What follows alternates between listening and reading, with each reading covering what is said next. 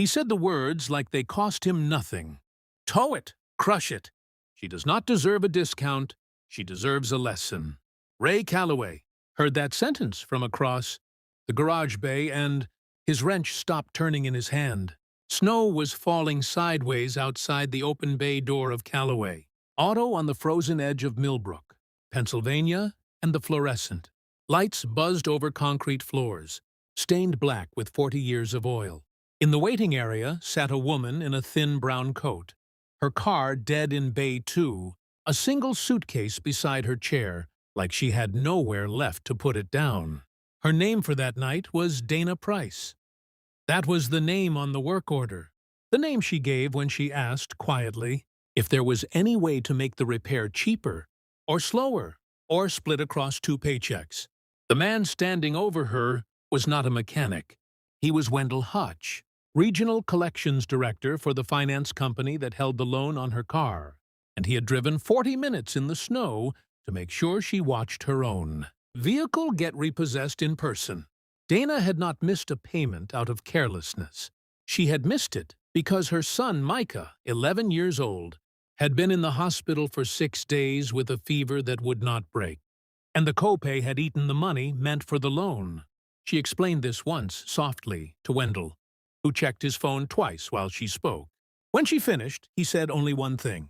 "That is not my department." Then he turned to the tow driver waiting in the lot and said the sentence Ray would remember for the rest of his life. Ray Calloway had built this shop with his own hands, inherited the name from his father, and buried his wife 8 years ago after a cancer that had also cost him almost everything he owned. He knew what it looked like when someone was drowning 2 feet from shore. He set down his wrench, wiped his hands on a rag that used to be blue, and walked toward Bay 2 with $40 folded in his back pocket, the only cash he had until Friday. Before we go further, tell me where you are watching from tonight. Type your city in the comments. And if you believe people deserve a little mercy before they are judged, hit that subscribe button right now, because this story is about to turn somewhere you will not expect. Ray stopped in front of Wendell and did not raise his voice. "That car is not going anywhere tonight," he said. Wendell barely looked up. "And you are Ray Calloway, owner of this shop, and the only person in this room who fixed her transmission for free last spring, when nobody else would touch it." Wendell's smile flickered but held. "Sentiment does not pay the note, Mr. Calloway. $40 might buy her another day," Ray said, pulling the folded bills from his pocket and laying them on the counter beside Wendell's clipboard. "It is not much, but it is something." Wendell laughed once, short and cold. "You think $40 fixes a $400 deficiency?" "No," Ray said, looking at Dana instead of him. "I think it buys her one more night, where her son does not know his mother lost the car outside his hospital window." Dana pressed her hand to her mouth. Nobody in the waiting area moved. Wendell studied. "Ray, the way a man studies something he has already decided is beneath him. You have no idea what you are involving yourself in," he said. "I have a company behind me. Numbers, policy, precedent." Ray nodded slowly. "And I have a garage, a bad knee, and $40 I was saving for a haircut." He slid the bills closer. "Take it as good faith. Give her 48 hours. Wendell looked at the money like it might be contagious. Around them, 2 customers in plastic chairs had lowered their phones from texting to watching. The tow driver outside cut his engine, uncertain now whether he was still needed. Snow kept falling past the open bay door, and for a moment the only sound in the shop was the tick of a cooling engine block and Dana's breath catching in her throat. What none of them knew, what Ray could not have possibly known, standing there in his stained coveralls with his last $40 on the counter, was that the woman he was defending was not the woman on the work order at all. Dana Price did not exist beyond a name typed onto a form 6 weeks earlier by someone who needed to disappear inside her own company's paperwork for a little while.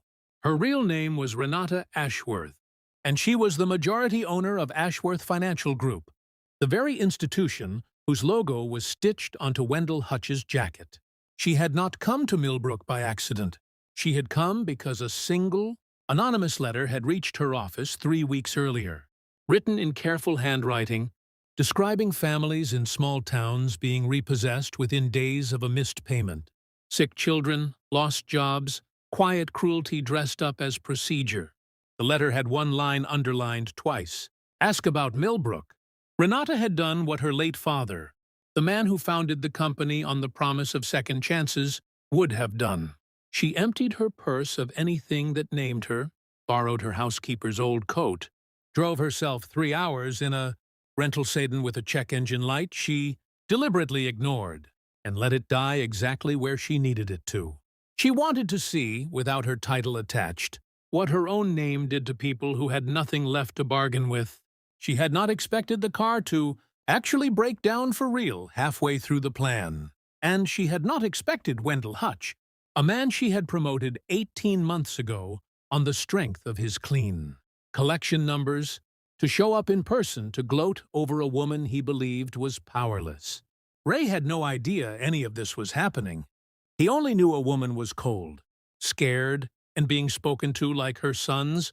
Fever was an inconvenience to somebody's spreadsheet, so he did what he always did. He stood between the person with power and the person without it, and he did not ask what it would cost him. If you are still with me, drop a single word in the comments right now that describes what you would have done in Ray's shoes. I read every one of them, and this story only gets heavier from here, so stay close. Wendell finally picked up the $40, folded it once and handed it back to Ray with 2 fingers, like it embarrassed him to touch it. Keep your charity, he said. The vehicle is being repossessed tonight per company policy. And frankly, Mr. Calloway, I could report you for interference. Go ahead, Ray said. Call whoever you need to call. Wendell's jaw tightened. He turned to the tow driver and gave a short nod. As the driver moved toward Bay 2, Renata stood up fast enough that her chair scraped the concrete. Wait, she said. Please, just give me until morning. Wendell did not even turn around. Some people need to learn that consequences do not wait for morning. That was when Ray stepped directly between the tow driver and the car. You are not touching this vehicle, Ray said, tonight or any night, until I say the shop is done with it. Wendell finally lost the smooth edge in his voice. This is not your car, and it is not your company. No, Ray said, but it is my garage, and while that car sits on my lift, it does not leave until I release it. That is not a threat. That is how repair shops work.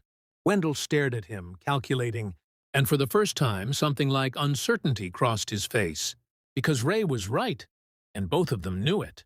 Renata watched the exchange with her heart pounding somewhere, far below the thin brown coat, no longer thinking about her disguise, no longer thinking about the letter in her briefcase back at the hotel. She was thinking about her father, and the day he told her the company existed to give people rope, not to hang them with it. She was thinking about how far that promise had drifted while she signed reports she never fully read. And she was thinking about a stranger in stained coveralls who had just handed a man $40 for someone he did not even know was lying to him. Wendell finally turned and walked out into the snow to make a phone call, certain he still held every card. He had no idea that the woman shivering in the waiting room chair could end his career with a single sentence, and that she was 3 seconds away from deciding to do exactly that. That night, after the tow driver left empty-handed and Wendell drove off promising this was not over, Renata sat in Ray's cramped back office while he made her a cup of instant coffee on a hot plate that had seen better decades. I have to tell you something, she said, and you are not going to believe it at first. Ray just handed her the coffee. Try me, he said. I have heard some strange things in this garage. She told him everything. Her real name, the letter, the disguise, the reason she had let her own car die on the edge of his lot. Ray sat back slowly in his chair, and for a long moment he said nothing at all. You lied to me, he said finally, not angry, just tired. I needed the truth, she said, and I could not get it wearing my own name. Ray rubbed a hand over his face. And what happens now? Now, she said, I go back to that office, and I bring receipts. 3 days later, Renata Ashworth walked into her own. Regional headquarters wearing a gray blazer, instead of a thrift store coat, carrying a folder thick with names, dates, and a recorded voicemail. Wendell had left threatening a sick woman over a missed payment. The board meeting had been scheduled as a routine quarterly review. It became something else entirely the moment she set her laptop at the head of the table and did not sit down. "Before I show you anything," she said to the room, "I want you to know I spent last Tuesday night in a mechanic's waiting room in Millbrook, watching one of our directors threaten to repossess a car from a mother with a hospitalized child, while a stranger who owed us nothing gave her his last $40 to buy her time." Wendell, seated near the far end of the table, felt the room's attention shift toward him before he understood why. Renata clicked to the first slide. It was a photograph of the Millbrook garage, time-stamped, pulled from a dash camera. She had quietly requested. The moment she got back to her hotel that night, she played the voicemail. Wendell's voice filled the boardroom, flat and certain, saying the words he thought no one important would ever hear.